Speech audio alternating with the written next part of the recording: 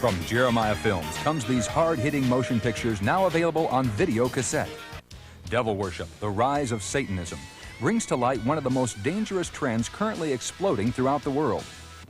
AIDS, What You Haven't Been Told, a shocking investigation into the myths, cover-ups, and political manipulations concerning our planet's deadliest virus. The Evolution Conspiracy, a breathtaking documentary featuring leading scientists from around the world attempting to unravel the mysteries of evolution and, in the process, uncovering what may be the most incredible hoax of the century. Gods of the New Age, a fascinating and disturbing motion picture which traces the history and occult origins of today's New Age philosophy, from its beginnings in mystic India to its mass infiltration into Western culture. Fear is the Master takes you inside one of the world's most dangerous cults and reveals firsthand how recruits are brainwashed into submitting to a maniacal leader. The Godmakers, a gripping investigation of the Mormon Empire, which exposes the deception of its massive political and financial network. Temple of the Godmakers continues the investigation of the Mormon Church and brings you inside the Mormon Temple as you witness secret occult rituals recorded for the first time ever on film. False Gods of Our Time, a 4-part series filmed on 4 continents, which accurately provides insights into the confusing and contradictory religions of the world. Operation Tentmaker boldly tells how ordinary men and women have become missionaries within countries that forbid the sharing of the Christian gospel. The Witness at Your Door, a behind-the-scenes examination of the beliefs and motivations of those uninvited door-to-door visitors, the Jehovah's Witnesses. The Mormon Dilemma dramatically presents an accurate comparison between the Mormon belief system and biblical Christianity. A Song for Grandma, a moving documentary designed to motivate volunteers to visit the elderly lying alone and forgotten in our nursing homes. These are available to you from your local video retailer, or you can call 1-800-828-2290. That's 1-800-828-2290. California residents call 1-800-633-0869. Call today.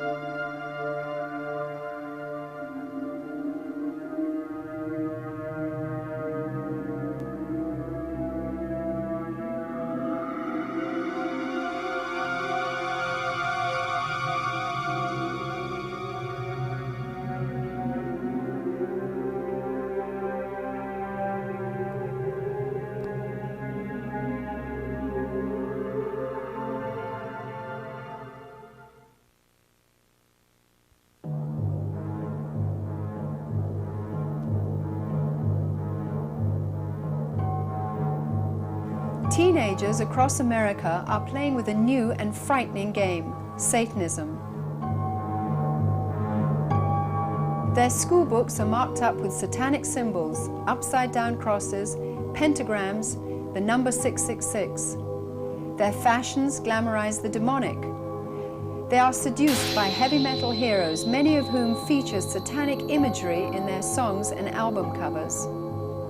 For some of these young people, the fixation on violence, evil, and death leads them to commit abominable crimes, including suicide and human sacrifice. Joseph Beeson, 18, and Edward Bennett, 19, both raised in Mormon homes, drew blood from their own veins and mutilated animals in satanic rituals.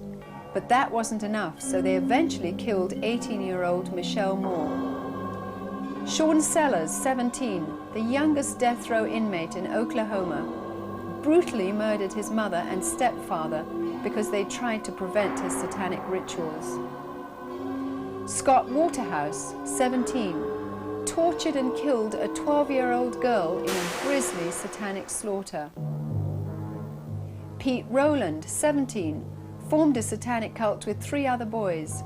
After sacrificing a cat, they turned on Steve Newberry, the 4th member of their group, and beat him to death with baseball bats while chanting, "A sacrifice for Satan." Richard Ramirez, the Night Stalker, was convicted of 13 murders and 30 other felonies. During the summer of 1985, he beat, strangled, raped, sodomized, shot, and slashed his victims in a rampage of sadistic satanic slayings. In the spring of '89, the dead bodies of 13 victims, one of whom was only 16 years old, were found mutilated and buried in a common grave near the American-Mexican border in Matamoros. This satanic drug-smuggling cult believed that sacrificing humans in bizarre rituals would give them magical protection. The victims had been dealt blows with a hammer, and some suffered horrible mutilations, including the removal of brains, hearts, and other organs that were then boiled in blood. For those of us who have been involved in cult and occult research over the years, these atrocious reports are unfortunately nothing new. They are only the tip of the iceberg. Because Satanism is by nature clandestine, it's hard to estimate the numbers of people involved. Not all satanic groups are involved in criminal behavior, but with increasing frequency, law enforcement agencies across North America and Western Europe are receiving similar reports of illegal activity. Satanically inspired child pornography and ritual abuse, animal mutilations, human sacrificial murder, cannibalism, rape, sodomy, desecration of graves and Christian churches are just some of the findings. Victims are from all walks of life. Their stories are grotesque and beyond human belief. The purpose of this video is not to over-sensationalize a hideous subject, but rather to inform you of a very real problem that is sweeping across our nation. What used to be hidden or secret is now arrogantly brandished in public by Satanists who recruit openly and display macabre graffiti and gruesome mutilations in public places. In this video, we wish to educate you and your family on how to protect yourselves from the effects of Satanism.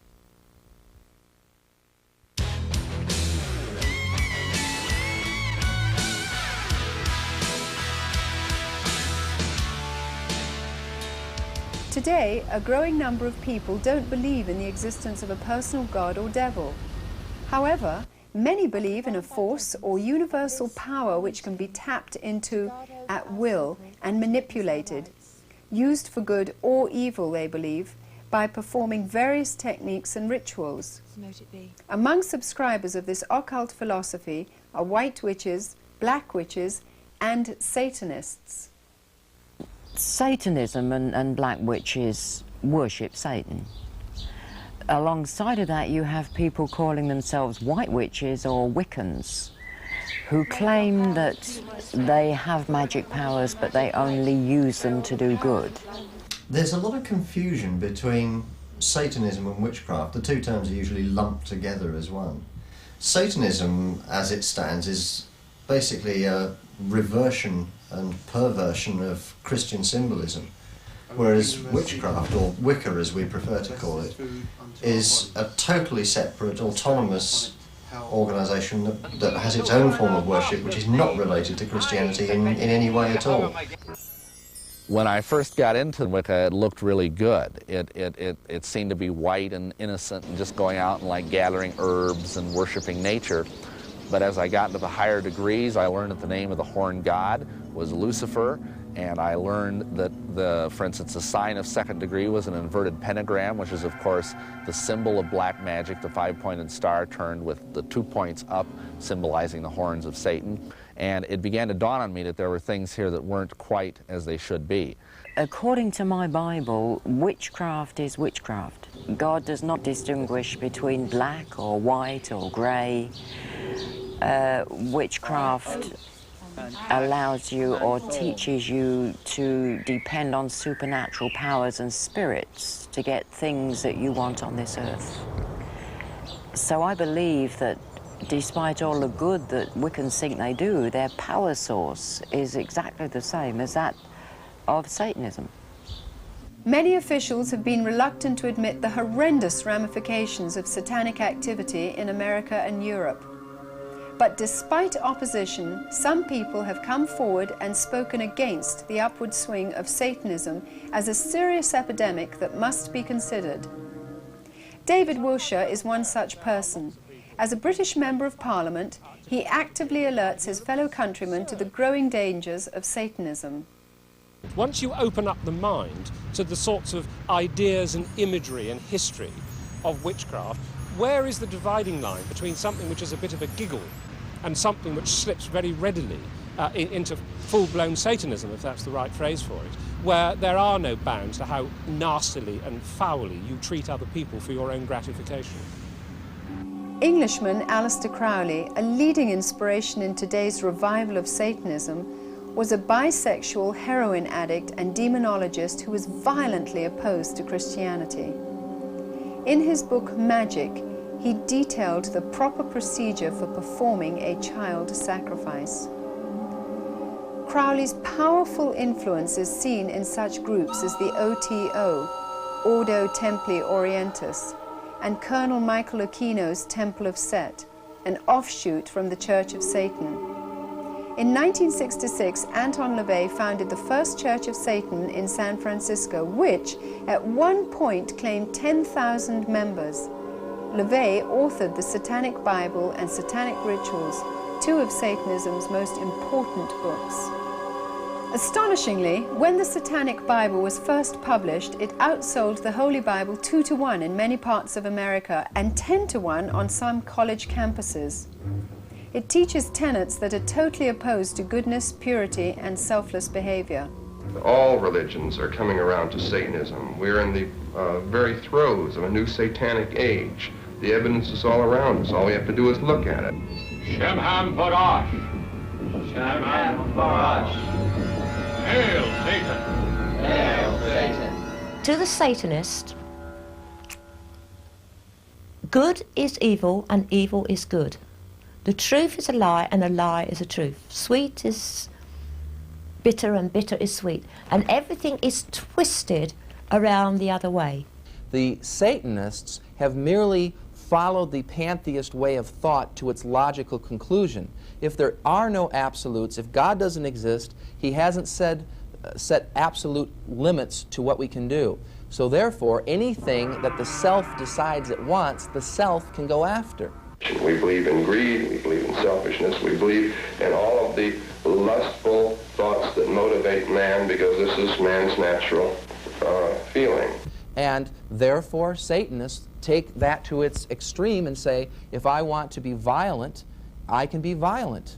If I want to hurt others to gain my way, then I can hurt others to gain my way. There are generally 4 different groups of Satanists. We would like to classify them as the dabbler. Then you have your religious Satanist. Then you have your non-traditional Satanist, and then your generational Satanist. The dabbler we would classify as the teenager.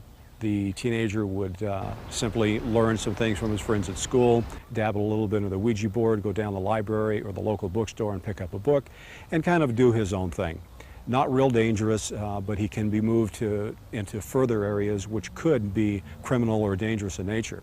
The dabblers are the people who are putting the graffiti up on walls, knocking over tombstones, and making a general nuisance of themselves in the public. They are the ones also who will do the animal sacrifices, and they're really novices. They're considered lower-level Satanists by those who are higher up into the satanic realm. The religious Satanists are protected by law. Anton LaVey's First Church of Satan in San Francisco would be an example of that. They are religious in their approach, and they try not to violate any man-made laws because it is not productive for their own self-interest. Now, the non-traditional Satanist is a gentleman or lady or the group of people who would take certain ideologies, develop a cult, usually polarized around some central theme, oftentimes taken from a biblical aspect, and use that to commit crimes, or they may not commit any crimes, but for what we're talking about for these purposes, the non-traditional Satanist is oftentimes the most dangerous. Now then there are generational Satanists.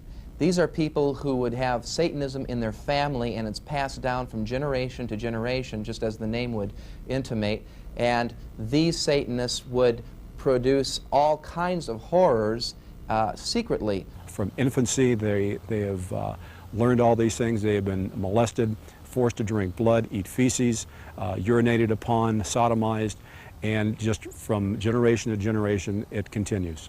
Many Satanists recall being fascinated with occultism at a young age. Some had been ritually dedicated to Satanist children. One person who remembers being initiated by his grandfather is Glenn. One year at a family reunion, he took all the cousins, all the little kids, and he lined us all up in a row. And he went down the line just one by one, putting his hand on our heads. And he came back and stopped at me, and he said, "This is the chosen one." After that, he took me aside into a barn where it was private. And he laid his hands on my head, and he said, "At the moment of my death, I pass over all my power and my ability to you."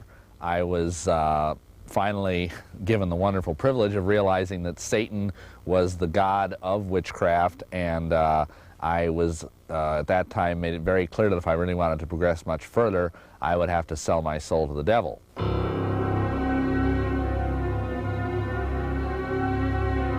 The main teaching is that Satan had a part in creating the world with God, and he was wrongfully thrown out of heaven when he asked for equal power along with Jehovah God, and that one day he would regain his rightful place. So we have to make his army bigger, so the more recruits there are in Satanism and the occult on the earth, the quicker his army would grow, and then he would take over and overthrow Christ and the Christian church. Worshipping of Satan is not a crime in the United States of America. It's protected under the First Amendment. Therefore, if you see a group of people dancing around a fire, they're not committing any crime. There's nothing that the United States law enforcement can do. It's not against the law to be a Satanist or to be a member of a witchcraft group, you know, or to be a doorknob worshiper. I don't really care what you form of religion is. I don't investigate the religion. It's the crime I investigate. There are no statistics to prove anywhere in the United States of America or the world that this stuff is widespread. But it's my opinion that it's more widespread than you can shake a stick at. Satanism in the United Kingdom is on the increase. It is, I believe, one of the fastest growing religions, as it is legally known, in this country. In Britain, we are beginning to see that Satanism is widespread. From the contacts we have through social services, voluntary agencies and the police, we are beginning to monitor the situation, therefore developing a picture which is showing that we have a very serious problem. The real Satanists, the hardcore Satanists, are involved in criminal activity, and for that reason they are going to try and look as normal as possible, the better to be able to deceive you. They're doctors, they're lawyers, they're teachers, they're oftentimes people who are in positions of great influence over small children. Priests, ministers, doctors, police officers, judges, businessmen, oilmen, teenagers, they're all linked together for one purpose, to sacrifice whatever they want to Satan. It would be a whole lot easier if these people wore, you know, had horns and a pitchfork and a red suit, but they just don't. They could be your next door neighbor. I know when I was involved in the Church of Satan, they were very proud of the fact that there was not a single military installation in the world that did not have an outpost of avowed Satanists. Satanists are drawn to the military because of the idea of war and death. You see, they view war as one gigantic human sacrifice. Satanism, we are finding, is becoming international and interconnected. They are interconnected in Britain, from one city to another, and into Europe and into America. A lot of money is involved, a lot of finance, and this finance is made through pornographic videos, through drugs, and through arms. As far as the attraction, I mean, what actually would make somebody become a Satanist? Well, for some people, in my case at least, it was a gradual infiltration. It was a move from things like ESP and flying saucers, and then just a very gradual, many-year slide into finally regarding Satan as my God.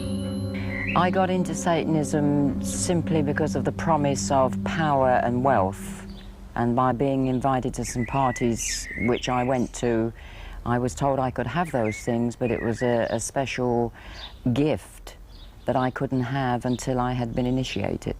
I think it can be put in one four-letter word, lust. And I don't just mean sexual lust. There is a lust for power that is part of our sinful nature. There is a lust, of course, for sexuality. And there is a kind of, C.S. Lewis talks about it as a spiritual lust, as the kind of spiritual itch to want to somehow reach into the unknown. We're fascinated by it. As a young boy of 13, 14, I practiced magic. When you're that age, there's no limit to the scope of your imagination. And so, everything magical that we'd heard of, we tempted. Calling forth the devil, invoking demons.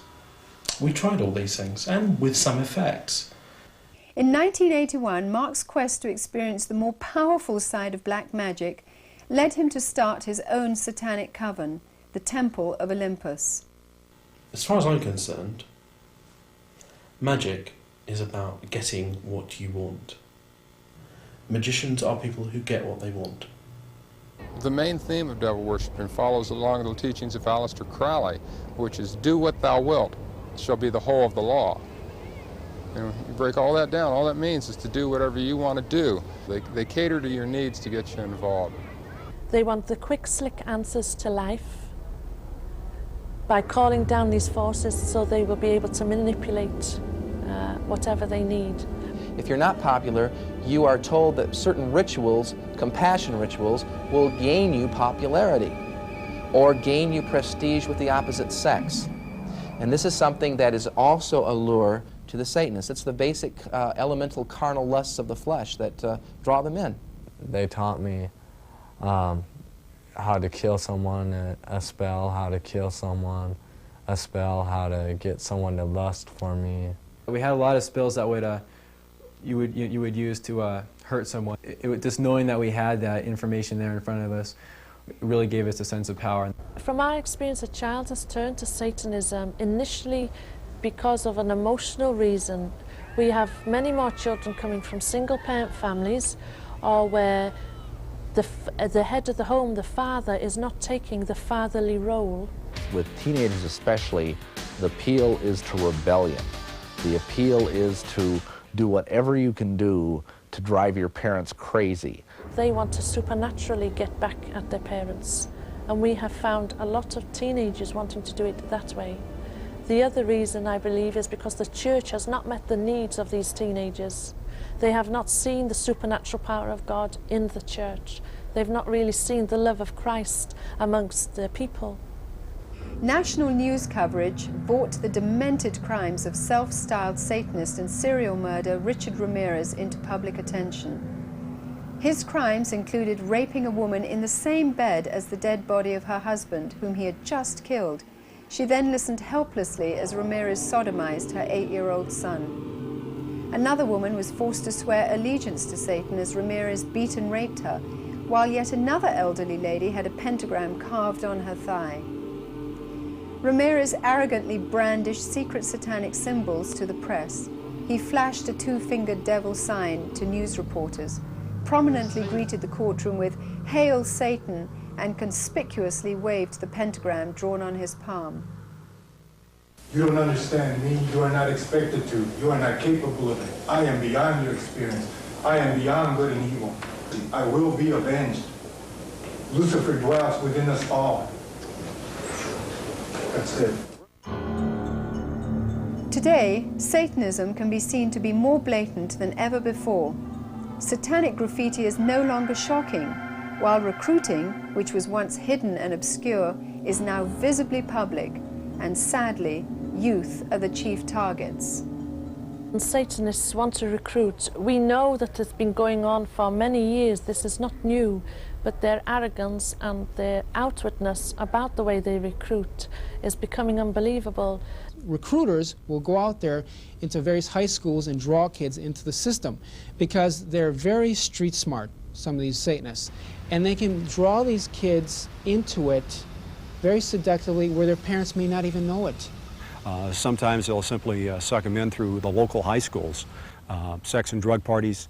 They may go to the local bus station, find the runaways down there, Skid Row, or they may come from very affluent families. I've noticed that these kids are bored with society, they're bored with school, they're bored with some of the churches that are out there. I have young people calling me regularly, telling me that they have been involved in some sort of animal mutilation sacrifice.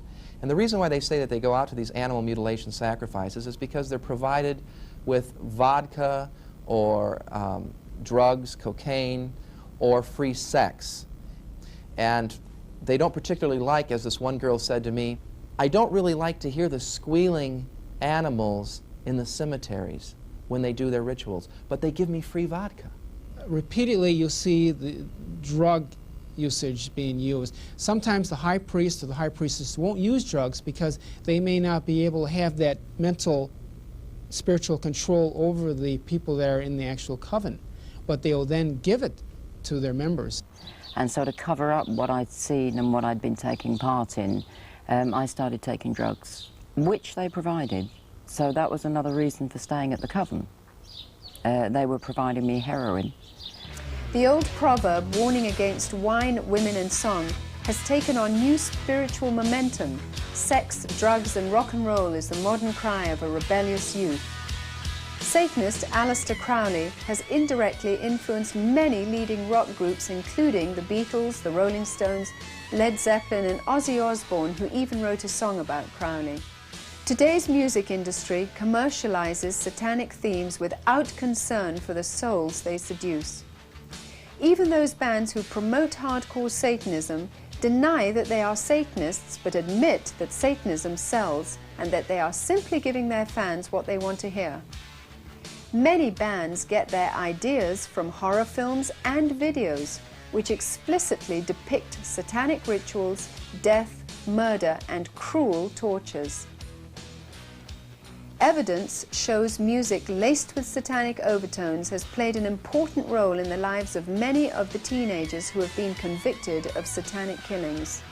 Night Stalker Richard Ramirez, obsessed with the music of the rock group AC/DC, admitted that their lyrics influenced his mayhem killings.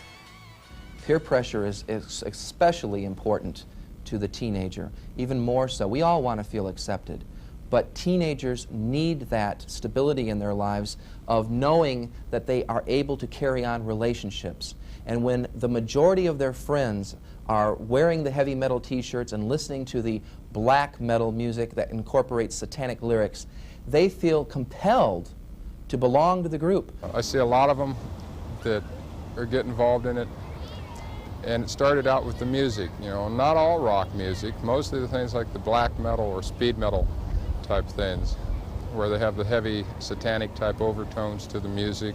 Your groups such as Venom, Slayer, Merciful Fate, these are bands that will blatantly teach these kids various occultic practices.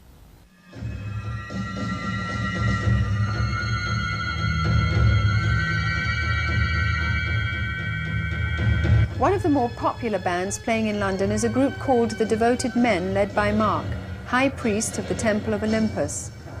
Mark says he receives transmissions from demon gods and goddesses who give him the music and lyrics to perform on stage. Very frequently there's this otherworldliness about the words themselves. It's almost as if we're not writing the words, but we're just, our hand is performing the action, but it's not our mind.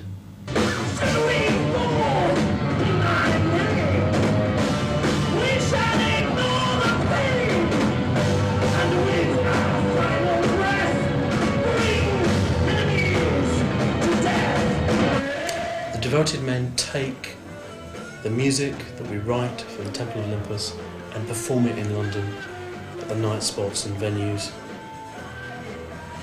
before a live young audience, basically present our message. The band's main function is to recruit new members into the outer circle of Mark's satanic cult. High priestesses Sarah and Julianne left the cult due to the inner circle's heavy dependence on black magic and perverted sex rituals. The idea of the Devoted Men, which was the band that they had, was another way to try and get world domination. They thought that by being a successful rock band, that they'd get the money to go to the States and open up an enormous, complex religion over there. When you first joined the Temple of Olympus, you'd attend an outer circle meeting. And from going along to that, you wouldn't realise what was really going on in the Temple of Olympus at all, because that's only witnessed by the inner order. You'd be offering flowers and wine and reading out poetry, and everything would be very sweet and very lovely. In Britain, we are seeing from the recruitment programmes that we are watching and from the contact magazines that we have, that what is being advertised and what is actually happening in the coven are two different things. We were told to use whitewash liberally and to cover up any signs of any shades of black magic at all that were in the inner order. And there are many other orders who put on this front of being fairly innocent, but actually when the people are involved and initiated, they see that they are being trained into prostitution, in pornography, as well as into Satanism itself as a religion. When I was involved in Satanism, we basically recruited from the teenage years, but today it's becoming very apparent that they are trying to get children at a very young age, and this is done partially through the use of the media, whether through things like cartoons, which begin with ideas that there is good magic and there is bad magic, and it's okay if you use the good magic.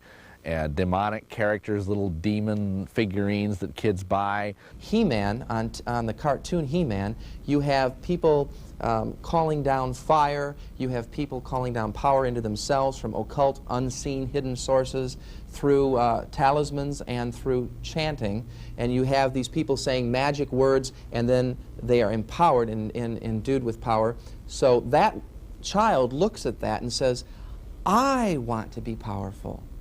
Children are being programmed into occult practices by the cartoons and games and stories that they see on television. It seems harmless and fun and exciting. Games like Dungeons and Dragons incorporate actual occult practices into the body of the game, where you are actually asked to take on an occult persona that has powers. Believe it or not, you can learn spells right out of Dungeons and Dragons. Kids will learn them from the Ouija board. I have interviewed kids who have played the Ouija board, and the Ouija board literally told them how to draw a 5-pointed star and how to do a particular spell. When the Ouija board gave us that spell, one of the things it told us to do was to draw a pentagram. And we had to chant a certain chant, and we burned 2 black candles. Sometimes children themselves who have played with Ouija boards, believing it to be a bit of fun. They haven't been able to sleep, they've had nightmares, and their lives have been completely changed because of some involvement which they thought was innocent, which they thought was harmless. The Ouija board wasn't enough, so we started getting into the incense books, potions, all kinds of stuff. I went to the school library. I asked for books on the occult, thinking I'd find 1 or 2. And there was a whole huge section on the black arts, on witchcraft, on every kind of aspect of the occult that you should want. As I looked, I came across a prayer to Lucifer. Well, I didn't know who Lucifer was because I didn't have a Christian background. But it said if you pray this prayer for a month, then you will get everything that you want and more. Satanism gives you a sense of power. It gives you a feeling that you have power over your own life. Of course, it's the ultimate delusion, because actually what you have done is you have totally surrendered control of your life to a demented, brilliant psychopath, Satan himself.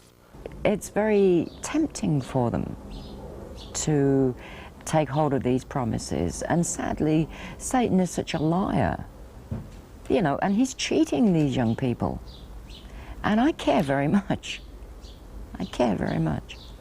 They're being cheated, conned, and they will eventually die. And a lot of them, it is because they have at some point been involved with the occult, and they die because they can't face the fact that the promises weren't kept. Satanic rituals are shrouded in secrecy. New recruits are often blindfolded when taken to the ritual location, or drugged, so that their recollections are blurred and their will to resist is eliminated. I was blindfolded, taken to the Satanist temple. And when I got in there, I was astonished, to say the least. There was about 400 people or more. They stood and they were worshipping the devil. There were effigies of Satan, half man and half beast, around the walls. There was a high altar, and on the altar there were cups and knives. The chief Satanist sat on a throne-like seat. He was robed and hooded.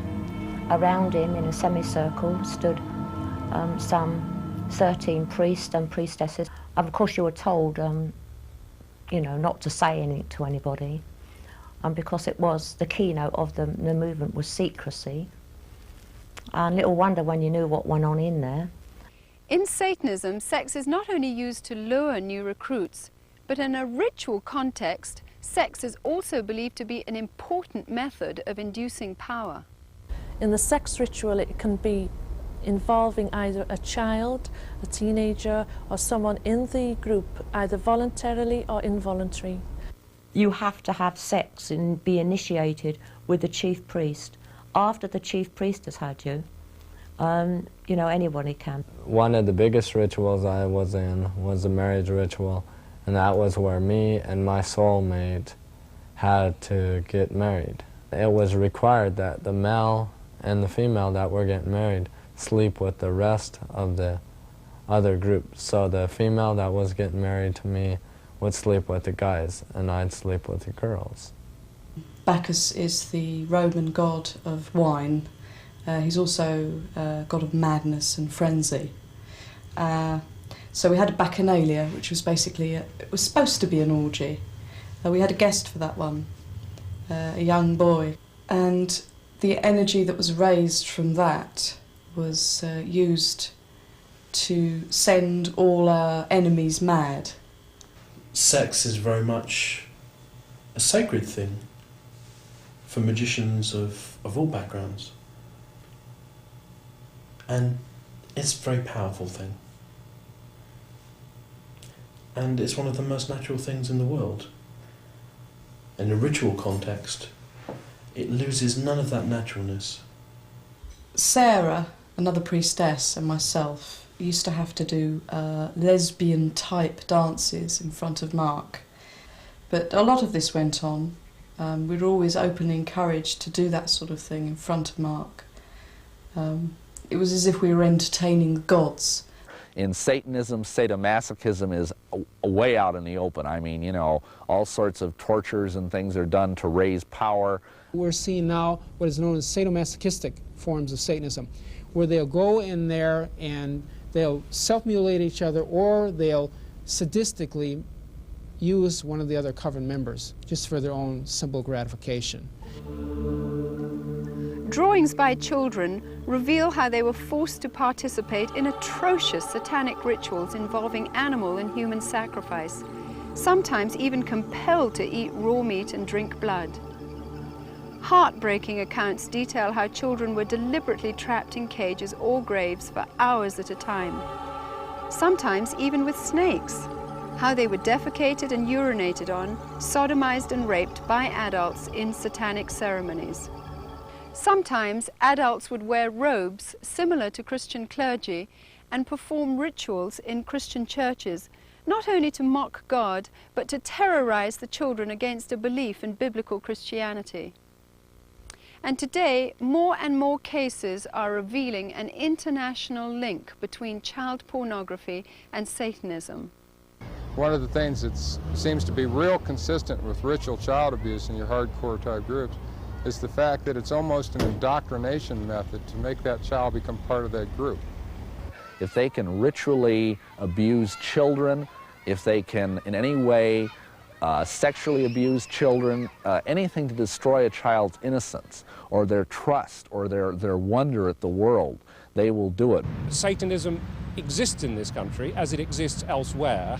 It is appallingly evil. It is about murder. It is about child abuse. It's about sexual abuse. It is no joke and must be taken seriously and must be dealt with. The most tragic stories that I've ever heard are where a child has told people what's been happening and the adults have said, don't be stupid, that doesn't happen in this country.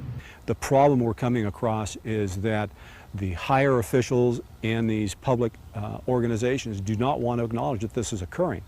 Is the court system able to handle this type of philosophy? Do they believe in Satanism? I mean, a lot of people just laugh at it. One of the more powerful rituals in Satanism is the Black Mass, a parody of the Catholic Mass in which the text is said backwards and in which many other sacred Christian traditions are mocked. In Satanism, you have rituals that are designed, first of all, to deliberately mock God. So in our particular type of Satanism, we would mock, like, say, the Catholic Mass. We would consecrate communion hosts, and then we would do things like stamp on them or urinate on them or other things, believing that by doing that, we were somehow abusing God. I was the altar, which involved me being naked, spread-eagled, on a low plinth. I had a candle in each hand. One of the other priestesses was a nun, was dressed up as a nun. She had to wee into a bucket, and that was used to asperge cover us in it. We had toast with little crosses on, little circles, and that was used as a sacrament, and it was placed up my, whatever I can say on American TV, and then it was placed on my lips, and that was how it was blessed. Then it was sprinkled with urine, and then it was thrown on the ground and had to be trampled by everybody. And then a lot of Latin guff was talked. Hail Satan, I rescind all previous allegiances to any other god, you're the supreme, that sort of stuff. All the power that was raised through this ritual was used for killing off Christians. Satanists believe that sexual perversions combined with the spilling of innocent blood conjures up the strongest powers.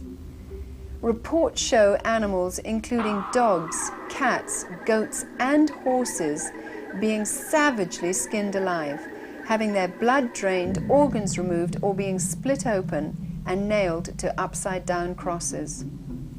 Interestingly, Humane Society officials note that many mass murderers were originally involved in animal mutilations. We have an epidemic of young people participating in some strata of Satanism.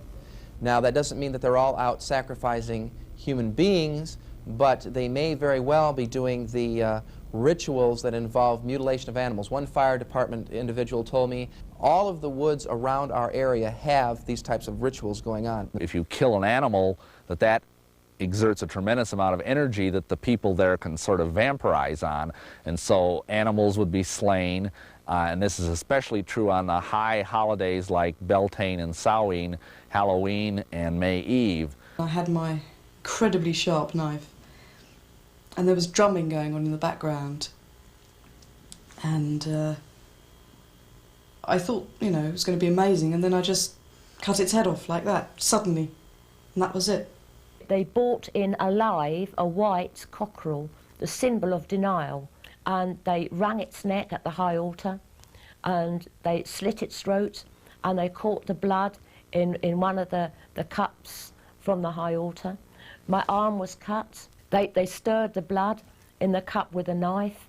I had to drink that blood, put my finger in the blood, and sign a real parchment, not a silly scrap of paper, but a real proper parchment that I would serve the devil the rest of my life. I would strap the animal into the middle of the pentagram. Then I would take a portion of the blood or the body and drink it or eat it. I believed that by doing this, more power and more ability was being placed into my body. There's something about sacrifice. If you do it once, you want to do it all the time. Once you've actually passed the barrier of sacrificing an animal, you get this sort of bloodlust where you really want to do it. And I really wanted to do it. It's believed that if you just kill an animal, that's not much good. You've got to kill it slowly because, and this would be true of a person too, of course, that the screams and that the agony of the animal would contribute to the high level of power. What results we had. After just the first ritual, we were moved to throw every effort into the successive workings. The power, the response. Devil worshipping in the community can just stigmatize that community beyond repair. Probably one of the biggest problems would have to be political. They want to keep it under wraps as much as possible. The reason some of it's being covered up specifically is for political reasons. It's obvious. For instance, a very wealthy community who's plagued with a animal sacrifice in the community. Let's use cats, for instance. If the mayor of that particular community allows that to be published, what's going to happen to the property value in there? They're going to say there's all sorts of Satanists. Let's not bring that up. Animal sacrifices is commonplace today. And in the order that I was involved in years ago, there was even human sacrifice. This lady in a black robe came forward with this little baby. And at first I didn't realize it was a real baby. And she just laid it on the altar. It was breathing, but it wasn't crying. And then the high priest just took the athame, or the ceremonial dagger, and just cut the baby's throat and caught the blood in a chalice. At that point, I was staggering, reeling. I thought I was just going to throw up. I couldn't believe it. I just couldn't believe it. But by then, I was so scared that I just stood there. And then when I was led forward, I thought, this is it, it's your turn, they're going to kill you. And I was lifted up onto the altar. Now, I at that time was still in white. It was part of a sacrifice known as the sacrifice of the White Virgin. And the same blood that had come from the baby was daubed all over my body. Then the high priest raped me. And I think at that moment, I was just, the fact I was still alive went through my mind. I then had to sign in blood a parchment stating that I would never, ever reveal what had happened in a coven.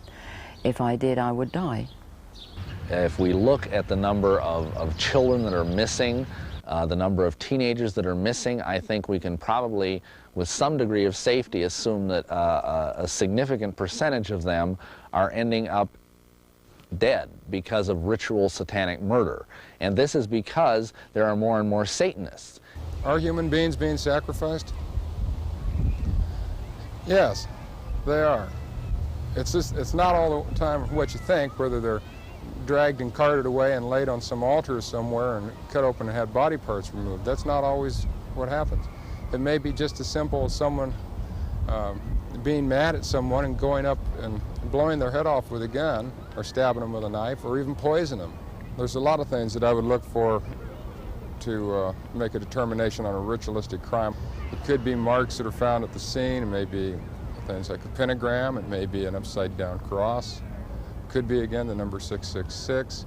It could be a loss of blood in the body, certain parts removed in a certain manner. They're victims. Some are targeted for specific reasons. One, because they wouldn't join. Two, because they did join and they want to drop out. Some of their victims are themselves. They voluntarily do it. When you join Satanism, you take an oath that will state that you're there till you die. And the biggest gift that you can give Satan is to die. voluntarily as a sacrifice. The human being is a precious instrument in the eyes of the Lord. If somebody can come along, a Satanist, come along and destroy, murder something that God loves, that's just what the devil wants. These various satanic covens that meet need to have this kind of sacrifice for their high festival days. And it's sort of I hate to say it like this, but it's like supply and demand. The more satanic covens there are, the more children and babies and teenagers are going to be brought out and sacrificed. And again, it is the destruction of innocence that they seek. That's why children are sought. That's why teenagers are sought. That's why, oddly enough, Christians are sought. In my interviews with former Satanists and their victims, it's really a common thing to perform sacrifices and rituals on religious holidays, specifically Christmas and Easter, and when they do it on those days, simply to blaspheme the Christian faith. In many satanic groups, a mother will be asked to sacrifice her own child to Satan, and she may even, in fact, be ritually impregnated to do that. She may even specifically have been impregnated, and then when the child is born, they never register the child as being born, and they kill it in a very horrible way, and sometimes the mother herself is actually asked to do it. From one of the nicer, quieter, more beautiful parts of England, namely the county of Surrey, where people would find it hard to believe that these things go on, there is a confession from a woman who said that her baby, when born, was used as a human sacrifice in satanic rituals. She said it herself. She has said it in public. What does one make of that other than a heartbreaking confession to something that's been a guilty secret for a long time? Because this high priest could have his pick of any woman in the coven, and I was the youngest one there, it was usually me that was chosen. And then I got pregnant. And I was terrified. I didn't want the baby, but I didn't want it to end up on an altar. The law was that it was the master's baby, and therefore he could do as he wished with it. So at that point I ran away. Audrey escaped, and unlike many others, her baby's life was not sacrificed to Satan. Ultimately, the purpose of Satanism is to commit atrocities against the Judeo-Christian God, his laws, and his most precious creation, mankind. Christians are the Satanist's worst enemy. They are out to torment you. They are out to blackmail you. They will even kill you. They even tried to kill me when I came out of black witchcraft. If you're in a church where the Spirit of God is really moving and where the Word of God is really being preached and where prayer is really going up to heaven for the salvation of souls, then they're going to regard you as their mortal enemies, and they're going to be out there trying everything they can to destroy, to kill, and to maim, because that is, of course, the nature of Satan, and that is also the nature of his followers. They will try and infiltrate your church. They will try and set up whispering campaigns against the pastor and the elders. They may even try to seduce the pastor. For 2 years I was involved in the Baptist church. I was constantly complaining about the pastor's sermons being too long, being too dry, sowing discord between the people, gossiping about others. As each member is initiated into the coven, they are commissioned to do a job. And one individual's job may be to desecrate a church. They'll destroy or desecrate churches, where they'll spray paint Satan right on the altar, just to put fear into that Christian church. Some Satanists who were hand-picked, the most powerful ones, were sent into churches to disrupt the meeting. And we stopped people from going forward when they asked for people to go forward and accept Christ as their Saviour. I personally, in fact, was trained to learn all of the Christian jargon, you know, to say hallelujah and praise the Lord and do all the right things. And yet I had no more idea of Jesus being my Savior than a man on the moon. If you can tear down the prayer foundation of a church, then you've destroyed that church. And that's what every witch or Satanist plans to do when they go into a church, is to tear down that prayer foundation, and the rest of the church goes quickly after that. You did things just because they were evil, just because you knew they hurt God. not because they gave you pleasure, but because you knew that it was a sin against God. I had a 17-year-old boy call me and tell me that a year prior to his call, he was considering joining a satanic group. And he said the only thing that stopped him from joining was that he had to violate every one of the 10 Commandments. He said he was willing to do that, except they were pushing for him to kill one of his parents. And that snapped him to reality. Absolute truth guides you. Relative truth constantly changes. If it constantly changes, your defense mechanisms can rationalize things. Your morals within your life will just go right down the drain, especially when you get into Satanism because of its perverted nature. I just didn't have any morals at all. I believe that the more I did on this earth to promote Satan and Satan worship and black witchcraft, I'd have a greater place later on when Satan himself would rule on the earth.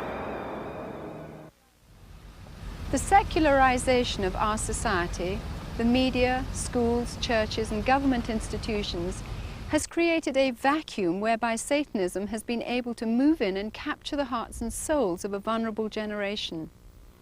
At no time in modern history has occultism in its various forms been so widely practiced as it is today.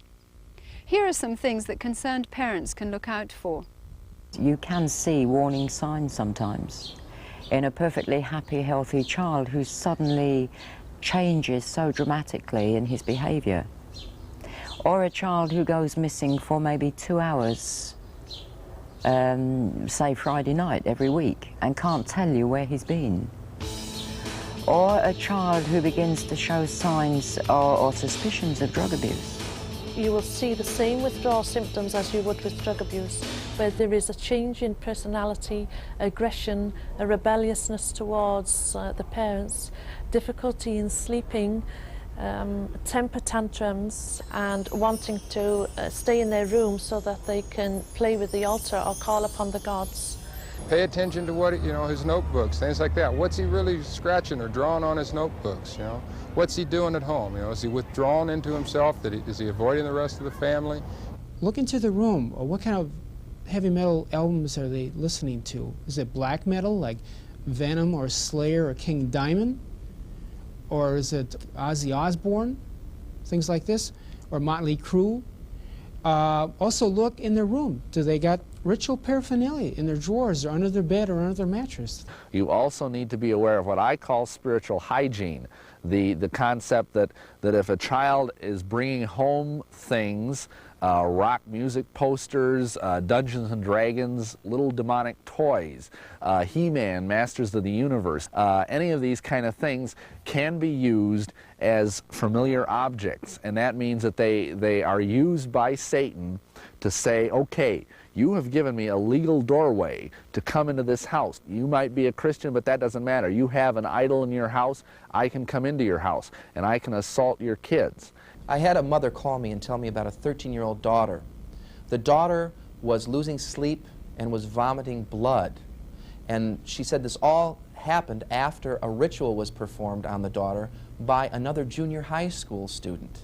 Now, I asked the mother, well, what about the child's room? Do you see anything in the room that would give you indication that she's really into this stuff?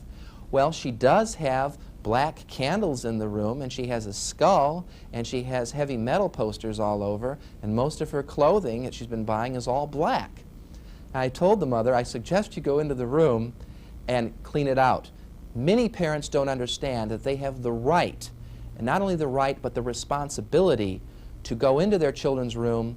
You are not violating their privacy because their privacy belongs to you. The parent today has to spend time with their children. If they don't, this child may spend time with somebody that's very evil. Keep track of where they're at. And if they should say, well, I'm just going to go over there to this party, say, well, fine, you can go, but I'm going to go with you. The greatest protection a parent can do is to keep an open line of communication with their young people. That's the central theme that comes up over and over with kids. Well, I can't talk to my mom. I can't talk to my father. Let them know right from the start it's okay to talk to you. You're not going to condone them doing things wrong, but you're not going to stop loving them either. It's no good shouting and getting mad with the kid. It is time to put your family in order. If we don't handle this now properly in our church by teaching our Christian children where their protection lies, where their faith is, who is Satan and where he is in position to the Christian gospel, then we are going to be rendering the next generation useless in defeating this problem, which is just escalating. I stayed in the coven for 5 years. Now, it wasn't my choice. I was too afraid to leave. Plus the fact that however often I said to myself, I'm not going, I was drawn back. I was thinking, I don't want to kill my firstborn. They questioned me about it, and, you know, of my group, they says, well, you know, when is it going to be born and everything, and I didn't really want to kill it, so I tried many ways to get out. I went to my high priest, and I told him, I says, these are the situations. And he says, I understand how you feel, and he says, I regret it now, because he had to do the same thing. If you're in Satanism and you want to get out, you need to find a Bible-based church that has a pastor that understands the problem. You may have to search in any given community to find that pastor, but by all means call, ask some penetrating questions. Number one, ask if they believe in the inerrancy of the Bible and the authority of the Word of God. Ask if they believe in a real devil. And then ask them if they believe that Jesus Christ died for their sins and rose again from the dead for their justification. The minister came to see me, and he began to talk about the love of God. And I said, no, man, you don't know what I've done. I went along to this meeting because he said I should go and it would be good. And there they really talked about the love of God to set you free. He really did love me. Jesus died for me. And at that moment in me was born hope, something I hadn't had for a long time. And I thought, well, what if they're right? I had sent in a check to the Church of Satan at one point just to pay my yearly dues. And when it came back from the bank, some lady had written on it, I'll be praying for you in the name of Jesus. And of course, I thought that was a big joke. And from that time on, my satanic power wasn't worth beans. I went into that meeting determined to disrupt the meeting any way that I could think. But here was a message that Jesus loved me, and he could change me, he could take the darkness from me. And I realised something. There was nobody, not nobody, who really loved me. Never once did I hear Satan say, and I heard him speak many times, I love you, because he doesn't love anybody. Many disillusioned Satanists made the choice to terminate their alliance with Satan and give allegiance to Jesus Christ. Their decision, however, while ultimately liberating, was wrought with difficulties. I had a lot of trouble going to church. I used to go into some churches and just throw up. I would go into other churches and start yelling and shouting, and I didn't know why. I really desperately wanted this new life, and I couldn't understand why I would react. I'd throw over communion trays, and people thought I was crazy, and I just ran out of those meetings. When you're into the cult, you're really pretty happy because Satan leaves you alone, you know, because you're pretty much destroying yourself. But when you get out of it, that's when he really tries to bring you down. He'll use your family against you, use a lot of things against you. Trying to be a Christian wasn't enough. I was still in bondage. Satan controlled my mind quite often. I used to fight not to get to psychic fairs. Particular dates, I would fight not to get to a coven somewhere. Once you get saved and out of this kind of stuff, you gotta renounce everything that you did in your past. And in the name of Jesus, you gotta renounce everything that you did. Otherwise, you're still gonna be haunted by a lot of that stuff. When Jesus died, he didn't just die to save you, he died to break every bondage that Satan ever put you into. Now that was just like the best news I'd ever heard. It's not God versus Satan. God's already won. A lot of people get that confused. Jesus could bring you out of the occult. He's the way to go. I would say anything you're doing with the occult, get away from. It's not, Satan is lost, and if you're with him, then you're going to be one of the losers. God is not intimidated by any of his creatures, much less a rebellious creature. God is infinite. Satan is finite. God is all-powerful and all-present. He's present everywhere. Satan isn't. God is greater than Satan, and his power can be tapped into by merely trusting his Son. If you trust in Jesus, you then have the authority over the principalities of darkness. So if you've only been a Christian for 5 minutes, you can resist the devil. And how do you do that? Through prayer. You just say, Lord, please take this presence away from me. And what father is going to turn his back on his child when a bully's present? All of a sudden, I was clean, and I could relate to God as my Heavenly Father. Now that was very precious to me because I'd never had a father. And all of a sudden it wasn't God up there somewhere. It was God very, very real to me. A person's worldview determines his actions. One of the major teachings of Satanism, as spelt out in LaVey's Satanic Bible, is self-indulgence. Contrast this with the teachings of Christ, who asks mankind to accept him as Savior, follow his example, and love and care for others unselfishly. There is no neutrality. We either have to choose to apply biblical concepts to our lives, or by silence and non-commitment, we make a stand against them.